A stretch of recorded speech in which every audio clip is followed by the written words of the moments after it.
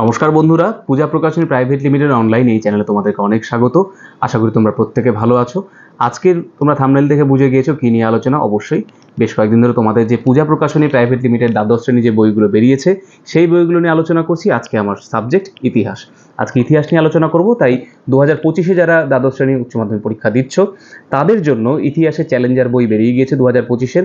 একটু আমি তোমাদেরকে ফ্রন্ট পেজটা কভার পেজটা দেখিয়ে দিচ্ছি, একটু দেখে নাও। তারপর আসি বইয়ের ভেতরে বিষয় নিয়ে এবং কি কি কারণে এই বই তোমাদেরকে এগিয়ে রাখবে।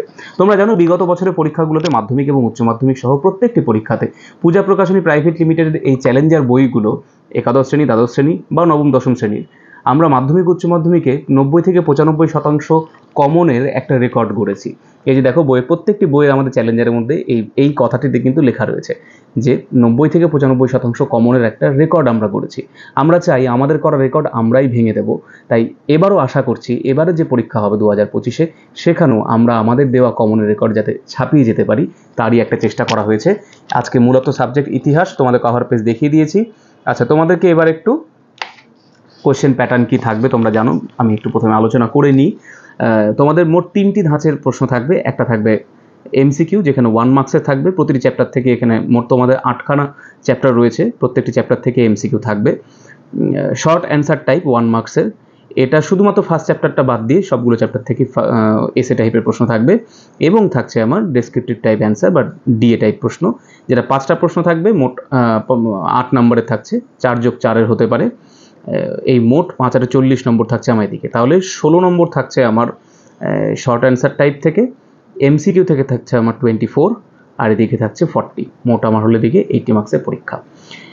এবার আসছি আমরা কোন চ্যাপ্টার থেকে কি থাকছে। ফার্স্ট চ্যাপ্টার থেকে আমার এমসিকিউ থাকবে 2টো আর লং অ্যান্সার টাইপ থাকবে এখান থেকে বেশি থাকবে, 4টে প্রশ্ন থাকবে প্রথম আর কি 4টে চ্যাপ্টার থেকে। তারপরে আমার গ্রুপ 1-এর আর কি যে 4টে চ্যাপ্টার সেখান থেকে থাকবে আর কি 4টে প্রশ্ন। গ্রুপ 2-তে থাকবে 4টে প্রশ্ন 4টে চ্যাপ্টার থেকে। এই হলো বিষয়। গ্রুপ 1 এবং গ্রুপ 2 এই হিসাবে আর কি ভাগ করে নেওয়া হয়েছে ডেসক্রিপটিভ টাইপ প্রশ্নগুলোতে। গ্রুপ 1-এ আমার থাকছে 1, 2, 3, 4 4টে চ্যাপ্টার এবং গ্রুপ 2-তে থাকছে 5, 6, 7, 8 এই 4টে চ্যাপ্টার। প্রত্যেকটি চ্যাপ্টার থেকে 4টে করে প্রশ্ন থাকবে আমার।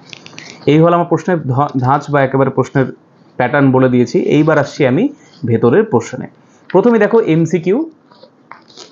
আমার খুব ভালো লাগে পূজার এই আর্টসের বইগুলো, কারণ ভেতরে বেশ এত কালারফুল থাকে, অ্যান্সার খুঁজে পেতে খুব সুবিধা হয়।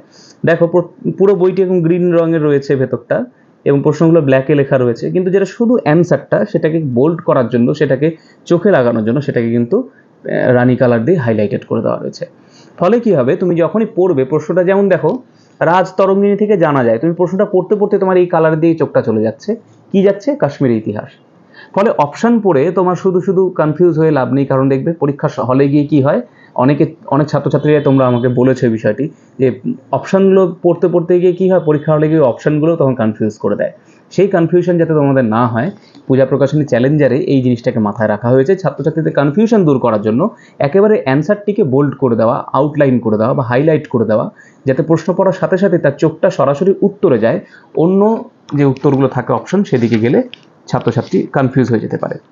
আচ্ছা, এর থেকে বড় গুরুত্বপূর্ণ বিষয় যে ইতিহাসে তোমাদের ক্রোনোলজি মনে রাখতে হয়, তোমাদের ডেট মনে রাখতে হয় এবং তোমাদের রাইটার এবং তাদের লেখা বইগুলোর নাম মনে রাখতে হয়। সেক্ষেত্রে এই ধরনের এরকম দেখো হিতোপদেশ, নারায়ণ পণ্ডিত, এরকম প্রত্যেকটি এরকম গ্রন্থের নাম রয়েছে এদিকে এবং তাদের লেখকদের নাম রয়েছে। এটা তোমাদের গুরুত্বপূর্ণ বিষয় রয়েছে। ঠিক এভাবে দেখো ঐতিহাসিক গ্রন্থ প্রত্যেকটি চ্যাপ্টারে কিন্তু খুব সুন্দর করে দেওয়া রয়েছে। এবার একটু আসছি আমি বড় প্রশ্নের দিকে। যেমন দেখো বলেছে, আমি একটা বড় প্রশ্ন বের করেছি যে ব্রিটিশ ইস্ট ইন্ডিয়া কোম্পানি আমলে ভারতের ভূমি রাজস্ব ব্যবস্থার সংক্ষিপ্ত বিবরণ দাও।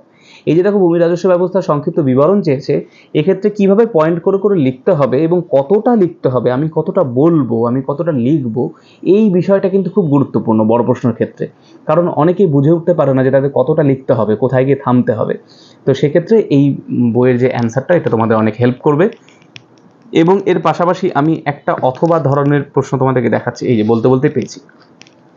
যেমন দেখো বলেছে, ভারতের রেলপথ স্থাপনের উদ্দেশ্য প্রভাব আলোচনা করো, অথবা ভারতের রেলপথ বিস্তারের কারণ ফলাফল, অথবা ভারতে কে কবে রেলপথ স্থাপন করলেন, রেলপথ স্থাপনের বিভিন্ন উদ্দেশ্য কী ছিল। দেখো, একটা প্রশ্নের আমি উত্তর রেডি করছি, তার সিমিলিয়ার আমার 3খানা প্রশ্ন রেডি হয়ে যাচ্ছে। এই যে আমরা প্রথম থেকেই বলি যে পূজা প্রকাশনীর চ্যালেঞ্জার তোমাদেরকে সাজেস্টিভ ওয়েতে চলতে সাহায্য করে, বছরের প্রথম থেকেই তোমাদের হাতে সাজেশন আমরা তুলে দিই, তার কিন্তু এগুলো নিদর্শন বলতে পারো।